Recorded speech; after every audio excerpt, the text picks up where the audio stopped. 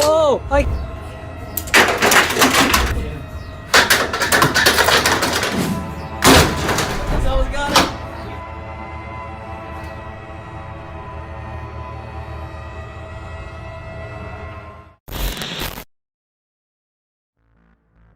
मुंबई के एक अस्पताल में एक अजीबोगरीब और दर्दनाक घटना घटी।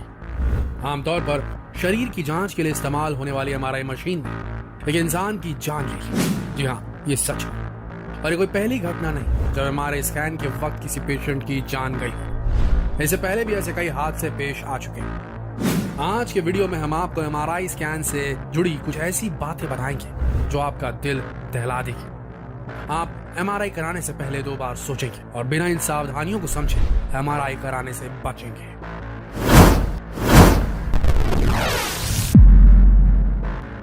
बदलते समय में बीमारियां भी अपना रूप बदल रही हैं। ऐसे में सही समय पर बीमारी को पहचान कर सही इलाज मिलने पर ही किसी की जान बचाई जा सकती है। एमआरआई एक टेस्ट है जो शरीर के भीतर की संरचना की इमेज के जरिए रोग को पहचानने में मदद करता है। इसे आप एक्सरे के एडवांस वर्जन के तौर पर समझ सकते हैं, लेकिन ये तकनीकी तौर पर ज्यादा उपयोगी और बहुत कम नुकसानदायक है। ये सीटी स्कैन से भी बेहतर तकनीक है और इसे बॉडी स्कैन के नाम से भी जाना जाता है। एमआरआई जांच किसी एक अंग से लेकर पूरे शरीर तक की हो सकती है। एमआरआई का मतलब है मैग्नेटिक रेजोनेंस इमेजिंग स्कैन, जिसमें आमतौर पर 15 से 90 मिनट तक लगते हैं। ये टाइम इस बात पर निर्भर करता है कि शरीर का कौन सा कितना बड़ा हिस्सा स्कैन किया जाना है, कितनी इमेज ली जानी है। आपको बता दें, ये रेडिएशन के बजाय मैग्नेटिक फील्ड पर काम करता है, इसीलिए एक्सरे और सीटी स्कैन से अलग और ज्यादा फायदेमंद है। पूरे शरीर में जहां जहां हाइड्रोजन होता है उसके एटम के स्पिन यानी घूमने से इसकी इमेज बनती है। और ये तो आप जानते हैं कि शरीर में 70% पानी होता है और पानी में H2O यानी कि हाइड्रोजन भी होता है। पानी के एटम में हाइड्रोजन के 2 मॉलिक्यूल होते हैं और ऑक्सीजन का 1। इसीलिए हाइड्रोजन स्पिन के जरिए बनी इमेज से शरीर की काफी दिक्कतों का पता लगाया जा सकता है। दिमाग, घुटना, रीढ़ की हड्डी जैसे शरीर के अलग अलग हिस्सों में जहां कहीं भी सॉफ्ट टिश्यू होती है, उनका अगर एमआरआई स्कैन होता है तो हाइड्रोजन स्पिन से इमेज बनने के बाद ये पता लगाया जाता है कि शरीर के उन हिस्सों में कोई दिक्कत तो नहीं है। वैसे तो एमआरआई स्कैन काफी सुरक्षित है, लेकिन यहाँ कुछ प्रिकॉशंस लेने बहुत जरूरी है, वरना कई बार लापरवाही की वजह से भारी नुकसान भी उठाना पड़ सकता है। आमतौर पर एमआरआई स्कैन वाले दिन आप खा पी सकते हैं और दवाइयां भी ले सकते हैं। कुछ मामलों में स्कैन से 4 घंटे पहले तक ही खाने को कहा जाता है ताकि 4 घंटे की फास्टिंग हो सके। कुछ लोगों को अत्यधिक पानी भी पीने को कहा जाता है, इसलिए जब आप एमआरआई के लिए जाएं तो कुछ बातों का ध्यान रखिए। अस्पताल पहुंचने पर जिसका स्कैन होना है उसकी सेहत और मेडिकल जानकारी मांगी जाती है, जिससे मेडिकल स्टाफ को यह पता चलता है कि स्कैन करना सुरक्षित है या नहीं। ये जानकारी देने के बाद आपकी परमिशन भी मांगी जाती है कि आपका स्कैन किया जाए या नहीं, क्योंकि एमआरआई स्कैनर ताकतवर मैग्नेटिक फील्ड पैदा करता है।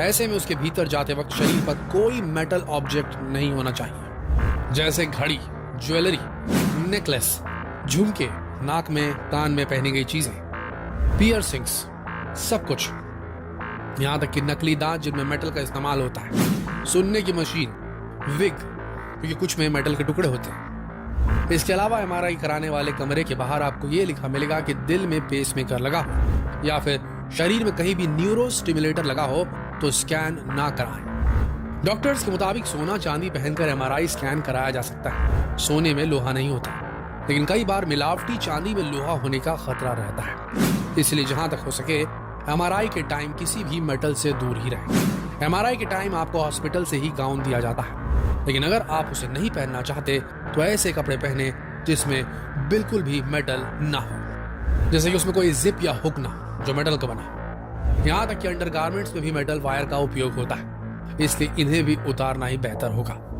बेहतर है कि हॉस्पिटल के गाउन को पहनकर ही टेस्ट करवाएं, क्योंकि वो सबसे सुरक्षित विकल्प है। एमआरआई स्कैन में आपको एनेस्थीसिया या फिर कोई भी इंजेक्शन या दवाई नहीं दी जाती, क्योंकि इसमें किसी भी तरह का कोई भी दर्द नहीं होता। हाँ, जिन लोगों को अकेलेपन और अंधेरे से डर लगता है, क्लॉस्ट्रोफोबिया होता है, उन्हें थोड़ी परेशानी हो सकती है, इसलिए उन्हें ये बात पहले ही डॉक्टर को बता देनी चाहिए। ऐसे में डॉक्टर उन्हें कुछ दवाई दे देते हैं जिसमें एमआरआई स्कैन के दौरान उन्हें कोई परेशानी नहीं होती। हाँ, पर छोटे बच्चों के एमआरआई स्कैन से पहले उन्हें एनेस्थीसिया दिया जाता है ताकि वो हिले डुले नहीं, क्योंकि एमआरआई स्कैन के टाइम पेशेंट को एकदम स्थिर रहना चाहिए और छोटे बच्चे तो कभी सीधे रह नहीं सकते, इसीलिए उनके सुरक्षित स्कैन के लिए उन्हें बेहोश किया जाता है। इसके अलावा लोग ये भी कहते हैं कि एमआरआई के टाइम आपको कुछ घंटे पहले से कुछ खाना पीना नहीं चाहिए। तो ऐसा कुछ नहीं है, क्योंकि खाने पीने के एमआरआई से कोई कनेक्शन नहीं है। हाँ, कुछ खास केसेस में डॉक्टर खुद पेशेंट को भूखा रहने के लिए कह सकते हैं, या फिर कई बार टेस्ट से पहले डॉक्टर मरीज को खूब सारा पानी पीने के लिए भी बोलते हैं। ऐसा इसलिए कहा जाता है कि मरीज के शरीर में जितना पानी होगा उनका एमआरआई उतना ही एक्यूरेट होगा। इसीलिए बिना डॉक्टर की सलाह के खुद से कोई भी डिसीजन ना ले। चलिए अब आपको ये भी बता देते हैं कि एमआरआई मशीन कैसी होती है और एमआरआई टेस्ट कैसा होता है। एमआरआई स्कैनर एक सिलेंडर की शेप में बनी मशीन होती है जो दोनों तरफ से खुली होती है।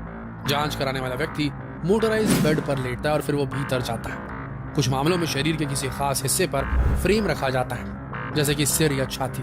फ्रेम में ऐसे रिसीवर्स होते हैं जो स्कैन के दौरान शरीर की तरफ से जाने वाले सिग्नल्स कैच करते हैं, जिससे बढ़िया क्वालिटी वाली इमेज को कैप्चर किया जा सके। यहाँ ये भी इंपॉर्टेंट है कि पेशेंट को अपने स्कैन किए जाने वाले अंग को एकदम क्लियर रखना है, ताकि क्लियर इमेज को कैप्चर किया जा सके।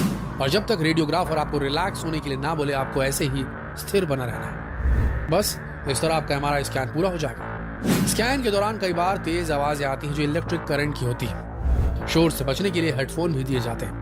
ये मशीन वैसे तो बहुत फायदेमंद है, पर कई बार शरीर की जांच के लिए बनी ये मशीन खतरनाक और जानलेवा भी साबित होती है। यूं तो रूम में दाखिल होने से पहले ये सुनिश्चित किया जाता है कि मरीज के पास कोई धातु की चीजें ना हो, लेकिन कई बार अनजाने में गड़बड़ियां हो जाती है। इतनी सावधानी के बाद भी अगर शरीर के भीतर कोई स्क्रू, शार्प नेल या कारतूस के हिस्से रह जाते हैं तो यह खतरनाक साबित होता है। मैग्नेट बहुत तेज गति से इन मेटल ऑब्जेक्ट्स को खींच सकते हैं, जिसकी वजह से शरीर को गंभीर चोट पहुंच सकती है। इसके अलावा मेडिकेशन पैच, खास तौर से निकोटिन पैच लगाकर स्कैन रूम में जाना सही नहीं है, क्योंकि उसमें एल्युमिनियम के कुछ अंश होते हैं। स्कैनर चलने के वक्त ये पैच गर्म हो जाते हैं, जिससे मरीज जल सकता है। इसीलिए जब भी एमआरआई स्कैन कराने जाएं, इस बात का खास ख्याल रखें कि आपके पास कोई भी मेटल का ऑब्जेक्ट ना हो। सावधानी और सतर्कता से किए गए सभी काम हमेशा सफल होते हैं, फिर चाहे वो एमआरआई स्कैन ही क्यों ना। यहाँ सारी जिम्मेदारी केवल रेडियोग्राफर की नहीं बल्कि आपकी भी है। इसीलिए इस वीडियो को ज्यादा से ज्यादा लोगों तक पहुंचाएं, ताकि सभी ये बात समझ सकें कि एमआरआई स्कैन क्या होता है, कैसे एमआरआई स्कैन को कराना चाहिए, क्या सावधानी बरतनी चाहिए, किन्हें एमआरआई स्कैन नहीं कराना चाहिए, किस तरीके से अपने डॉक्टर को इन्फॉर्म करना है आपको आपके शरीर में लगे हुए screw, plates, implants, pacemakers के बारे में।